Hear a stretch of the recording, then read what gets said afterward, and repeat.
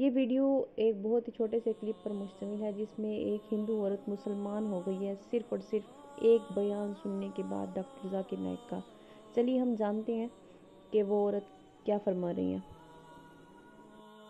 सलाम अलैकुम जाकिर भाई, मेरा नाम नीलम शिर्के है। मैं हिंदू फैमिली की हूँ।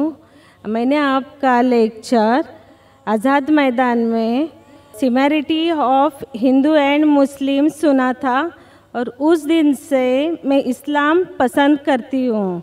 आज सबके सामने मैं इस्लाम कबूल कर रही हूँ।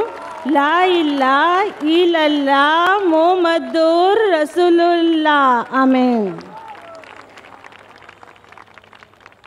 Marshall congratulated sister. Just for the benefit of those who don't understand Hindi, the sister said that she had heard my lecture the first time a few years back in Azad Maidan in Bombay on the topic similarities between Islam and Hinduism.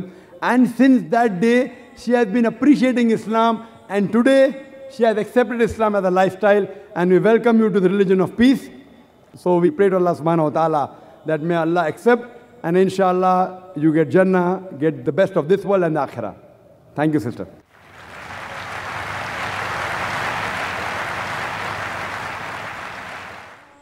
इस खूबसूरत सी video को देखने के बाद अल्लाह तबारक ताला से दुआ है कि अल्लाह ताला सब को ईमान पर ख़ात्मा नसीब फरमाए और इस्लाम के दायरे में शामिल फरमाए। आमीन सुम्मा आमीन।